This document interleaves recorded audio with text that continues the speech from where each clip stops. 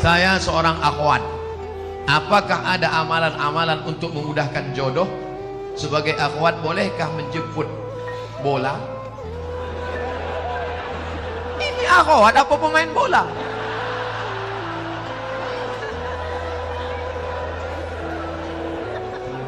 Maksud dia, boleh nggak menawarkan diri pada orang soleh? Saya tidak menjawab, saya cerita, bapak ibu jawab. Ketika Nabi sedang tausiah, tiba-tiba tegak seorang perempuan. Apa kata perempuan itu? Inni wahabtu laka nafsi, I give myself for you. Sekarang saya tanya, bolehkah menawarkan diri untuk orang soleh? Lihat cerdasnya jemaah. Kita cukup sebutkan dalil, dia sudah. Maka kata ulama, boleh menawarkan diri pada orang yang soleh dengan syarat dia tidak mengumbar itu kepada orang lain sehingga menyebabkan malu. Dalil kedua, istri Nabi Khadijah, dia pakai ekonomi syariah. Khadijah punya barang yang membawakan barang dagangan itu seorang pemuda ganteng bernama Muhammad sallallahu alaihi. Setiap barang dibawa laku keras. Akhirnya Khadijah nanya, ini yang selalu laku keras mana orangnya? Itu dia.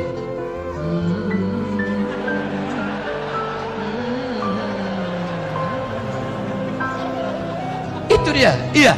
Siapa namanya? Muhammad. Yang ganteng itu. Iya. Maka kata Khadijah, diutuslah seorang laki-laki. Coba tanya dia, mau nggak dia nikah sama saya? Ditanya lah, hai Muhammad sallallahu alaihi wasallam. Ya, itu tuan yang punya barang-barang kita selalu kita bawa, dia mau sama kamu. Itu dalil boleh perempuan menawarkan, tapi melalui wali. Wahai adikku akhwat, engkau punya wali 6. Ayah, datuk, kakek, abang, adik, abang ayah, adik ayah, pakcik. Maka kau sampaikan supaya dia ngomong ke sana. Nah, siapa dia orangnya? Itu Pak Ustaz, anak remaja masjid di Al-Kausar itu. Kasih tahu. Dek, ya. Mau datang ke rumah saya? Ada apa Pak? Datang bertamu, minum-minum aja sore. Datanglah. Nanti keluarlah ente bawa mani.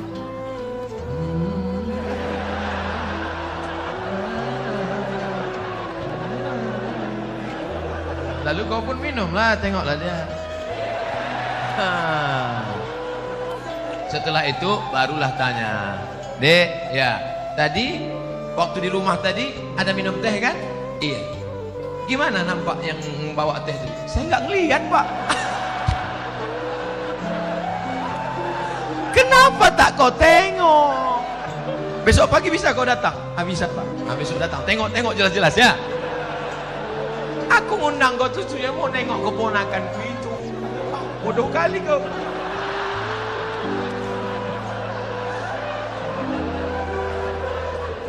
Setelah itu sampaikanlah kepada dia. Nanti kulah kau tengok, kasih jawaban cepat-cepat ya. Ya, kalau padi katakan padi, jangan sampai tertampi-tampi. Kalau jadi katakan jadi, jangan sampai ternanti-nanti. Gimana? Bisa? Pak, selama ini saya memang udah nengok dia, tapi dari jauh nampak saya cantik. Begitu dekat, tak jadilah Pak. Dah, yang kau ceritakan ke yang lain ya. Nanti hancur dunia persilatan. Kalau tidak jadi jangan kecewa. Kenapa? Bunga bukan setangkai, kumbang bukan seekor, patah tumbuh hilang berganti, hilang satu tumbuh seribu. Apa disedihkan? Alah, perempuan macam laki-laki macam itu banyak. Kalau ditanya orang, gimana? Kecewa nggak jadi sama dia? Kecil lah. Di dalam kamar baru kau nangis.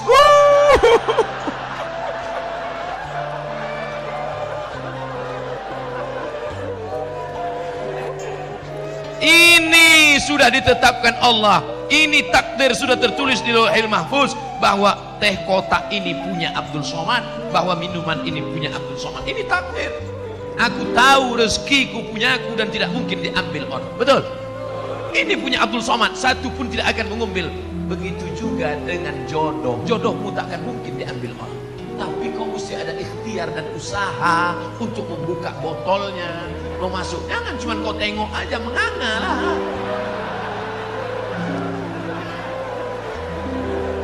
Harus ada usaha. Jangan nanti ditanya, gimana deh? Saya serahkan sama Allah. Kalau memang jodoh nggak akan kemana. Takkan lari gunung dikejar. Gimana gunung nggak lari dikejar? Oleh sebab itu ada ikhtiar. Itulah Ahlus Sunnah wal Jamaah. Harus ada usaha. Mudah-mudahan yang garis-garis, yang lajang-lajang dipertemukan Allah dengan yang baik-baik. Yang bilang amin itu yang belum nikah. Anak udah 3, amin.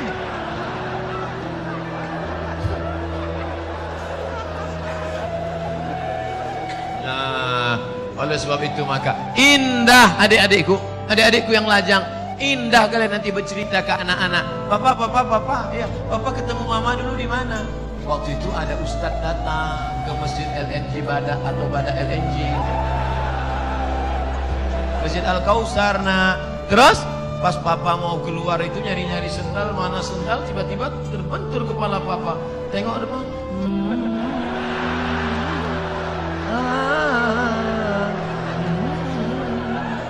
Nah, itulah mamamu. Indah. Sekarang banyak laki-laki tak bisa bercerita indah dengan anaknya. Papa, ya, gimana jumpa mama dulu? Salah sambung. Papa, ya, gimana jumpa mama dulu? Ditangkap hansip kami. Waktu itu kami sedang main-main di taman LNG Bada. Habis itu datang security, tangkap, bawa ke Papua, nikah langsung. Terus kok jadi kami? Ya lama-lama mak kok cantik juga tengok. Aduh. Jika di Bontang sudah ada bank syariah seperti bank muamalat, BSF, apakah kita masih boleh menabung di bank konvensional? Tidak ada alasan. Besok pulang dari kantor atau pas jam, ambil cuti sebentar 1 jam, izin, ambil tarik, beralihlah ke bank Kaltim-Tara Syariah. Takbir. Ustadz dikasih berapa sama Bank Kaltim-Tara? Tidak pernah jumpa, tidak pernah ada tutur sapa. Tapi saya membawa spirit syariah kemana-mana pun, saya selalu sampaikan itu. Robahlah bank konvensional menjadi bank syariah. Hai bupati, hai wali kota, hai gubernur, amalmu kalau mau tidak putus setelah kematian. Robah bank Kaltim-Tara menjadi bank syariah. Takbir. Mengalir pahalanya, Pak. Memangnya kau jadi bupati, wali kota, gubernur berapa lama? Paling lama 2 periode, itu pun kalau ada yang nyoblos. Paling lama 10 tahun, itu pun kalau tak ditangkap KPK. Habis itu pensiun, stroke, stres, mati. Apa yang kekal abadi? Tuh amalmu. Buatkan perda zakat, keluarkan orang dari konvensional, maka setelah kau mati macam tetesan embun di tengah gurun pasir yang panas. Dulu waktu kau punya jabatan disambut orang pakai baliho, disambut pakai umbul-umbul, dibukakan pintu. Sekarang menengok pun orang tak mau. Akhirnya kau depresi, stres, batuk, mati. Sekarang banyak golongan yang mengaku dirinya yang sesuai dengan Rasulullah Sallallahu Alaihi Wasallam. Bahkan masjidnya pun khusus untuk kelompoknya saja. Padahal di sampingnya ada masjid yang sudah lama dibangun masyarakat. Apakah benar Rasulullah mengajarkan cara beragama seperti ini? Tidak. Kita semua yang bersyahadat mengikut sunnah Rasulullah, kita adalah ahlus sunnah wal jamaah. Kita ini semuanya ahlus sunnah karena kita mengikut sunnah menutup aurat. Kita mengikut sunnah, kita sholat berjamaah, kita mengikut sunnah. Adapun perkara yang remeh-temeh, sepele-sepele, jangan kelahi hanya masalah sepele. Kelahi masalah bulu. Yang sudah punya ada jenggot, lanjutkan jenggotmu panjang. Yang tak ada jenggot, beli itu obat. Jangan kelahi masalah bulu. Ini yang gak suka jenggot, ngejek yang jenggot. Aku nengok kau berjenggot macam kambing tuh. Tentu yang berjenggot sakit hati. Aku berjenggot kambing, ya. Kau tak berjenggot anjing. Berkelahi kambing sama anjing. Ini kan masalah sepele. Masalah Islam mengatur. Oleh sebab itu jangan kelahi. Kelahi hanya masalah kaki celana. Yang udah motong kaki celana, ya nggak apa-apa. Jangan disambung lagi ke bawah. Ini masalah khilafiyah. Jangan diejek yang udah motong. Aku nampaknya ente sejak hijrah ini bertambah tinggi nampaknya. Itu dia sakit hati. Bagus dia potong kaki celana supaya tidak nginjak tai ayam. Tapi yang kaki tutup begini, dia bilang nanti jumpa sama orang. Dulu kita jumpa sama orang salaman, sekarang aneh gitu. Neraka. Manjarra thawbahu khuyala. Kalau mata kakinya tertutup, kalau sombong. Kalau nggak sombong nggak apa-apa kata Imam Nawawi. Kalau nggak sombong nggak apa-apa kata Imam As-Suyuti. Kalau nggak sombong nggak apa-apa kata Syekh Atiyah Saqar. Kalau nggak sombong nggak apa-apa kata Imam Sun'ani dalam Subulus Salam. Kalau nggak sombong nggak apa-apa kata Imam Syaukani dalam Nailul Autar. Kalau nggak sombong nggak apa-apa kata Syekh Yusuf Qardawi dalam kitab Mafahim Kaifa Nata'amal Ma'as Sunnah. Oleh sebab itu ini masalah khilafiyah, masalah usolli, masalah enggak usolli fardhul asli. Yang satu Enggak pakai usolli. Akhirnya kelahi. Antara usolli enggak usolli kelahi. Yang ketawa siapa? Yang enggak ke masjid. Kenapa mereka di Masjid Al-Kausar kelahi? Gara-gara usolli. Untung kita enggak ke masjid.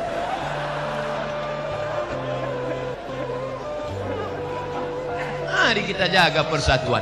Maka judulnya Masya Allah, Ukhuwah Islamiyah. Mau NU, mau Muhammadiyah, mau Al-Wasliyah, mau Perji, mau Persis, kita semua saudara. Asyhadu an la ilaha illallah wa asyhadu anna Muhammadan Rasulullah. Tapi kalau ada yang mengatakan ternyata setelah Nabi Muhammad itu ada Nabi lagi ke-26, itu bukan saudara kita. Itu harus diajak masuk Islam lagi di dalam syahadat. Karena la nabiyya ba'dah, tak ada nabi sesudah Nabi Muhammad. Siapa nabinya? Ahmad. Ini dia. Ya'ti mim ba'dismuhu Ahmad. Ini nabi yang terakhir, Ahmad. Jadi kalau namanya ada dalam Quran berarti dia nabi. Iya. Berarti ada nabi yang ke-27. Siapa dia? Nasrullah. Ini dia. Iza ja'a ke-27. Berarti ada nabi yang ke-28. Ini yang terakhir. Ini ayatnya. Qul huwallahu ahad, Allahu. Ini dia.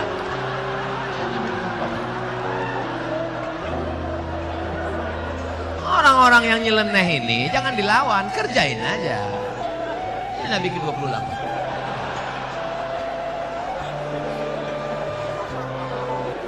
Tolong jangan dipotong videonya.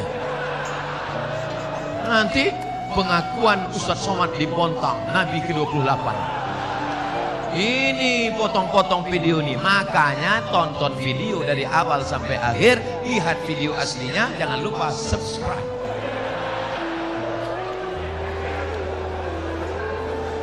Kertas terakhir. Pak Ustadz, kami sudah 8 tahun menikah, alhamdulillah, tapi belum diberikan anak. Na'udzubillah. Tolong minta didoakan agar cepat dikasih keturunan yang soleh. Kira-kira sulitkah bagi Allah membuat engkau hamil? Tidak. Ustadz Somad, saya menikah sudah 8 tahun tidak punya anak, tapi terakhir sekarang punya anak. Kenapa? Rupanya diganggu jin. Masuk jin ke dalam perut rahim, sehingga sperma dengan sel ovum tidak pernah bertemu, dihalangi oleh jin. Kisah nyata teman kalian, Polri. Akhirnya setelah diruqyah di Jalan Sumatera, Riau, Pekanbaru bersama Ustadz Saifullah. Walau di Kalimantan cari ustadz-ustadz yang bisa ruqyah. Akhirnya jinnya pergi, kabur, akhirnya hamil. Sekarang punya anak. Malah sekarang batuk aja hamil istri. Betul, hamil. Oleh sebab itu maka sudah divonis tidak mungkin hamil Ibrahim. Itu istrimu tidak mungkin hamil Ibrahim.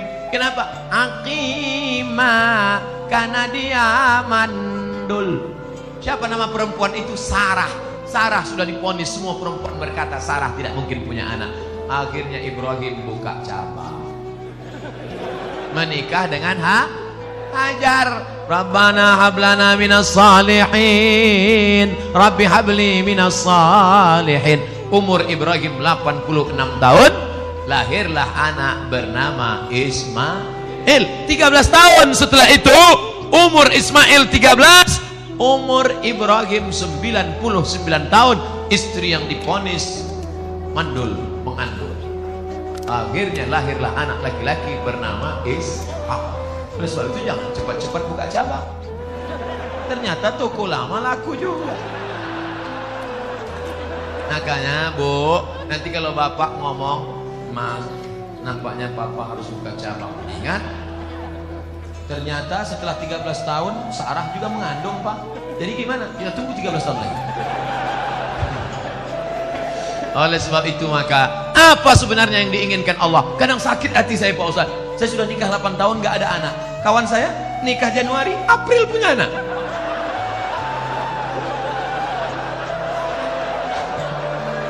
Di mana keadilan Allah Pak Ustaz? Sebenarnya Allah hanya ingin melihat engkau munajat di tengah malam. Usolli sunnatat tahajud 8 rakaat, usolli sunnatal witir 3 rakaat, usolli sunnatal hajat hajat ingin punya anak, baca surat Yasin, selesai baca surat Yasin, Allahumma inni as'aluka bi surat Yasin, Allahumma inni atawassalu ilaika bi jahi Yasin. Ya Allah, berkat surat Yasin ini mudahkanlah aku punya anak. Karena kata Imam Ibnu Hajar, kata Imam Ibnu Katsir dalam tafsir Qur'anil Azim, la tuqra'u fi amrin asirin illa yassarahullah.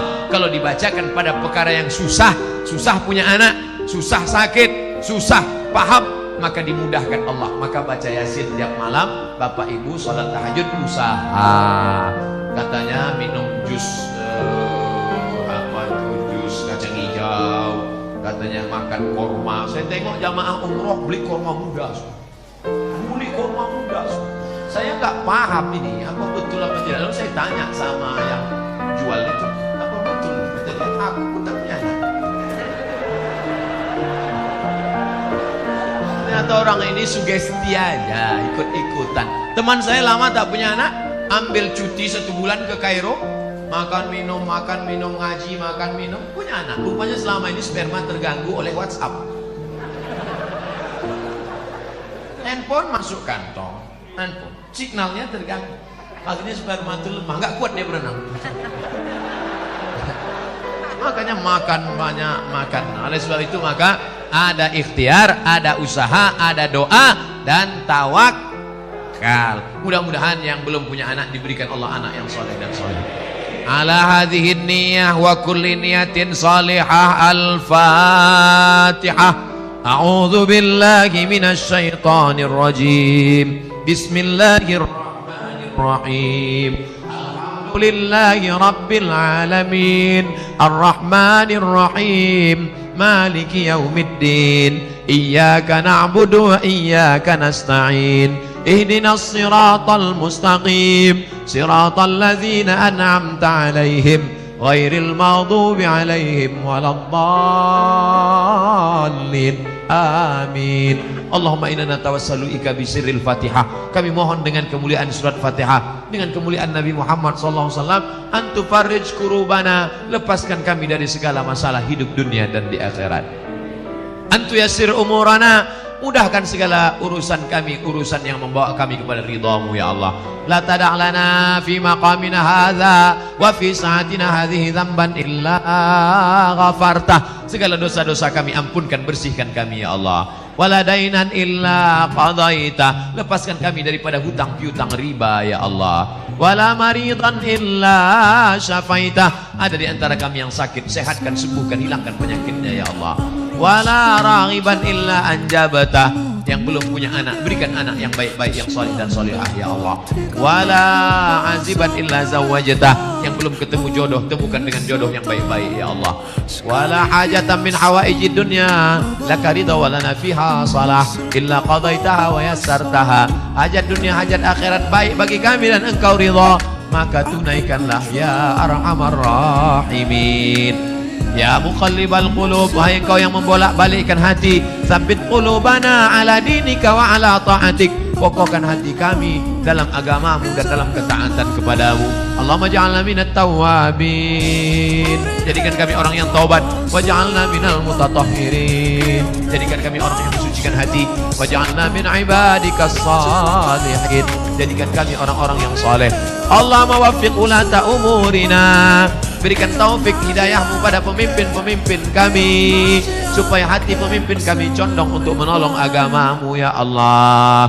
Allahumma ja'al hadzal balada baladan aminan mutmainnan ya'tihi rizquhu min kulli makan, jadikan Bontang ini negeri yang aman, damai, terbuka pintu rezeki dari segala penjuru ya Allah. Allahumma dafa'anal ghala wal waba wal fahsya wal riba wal zina.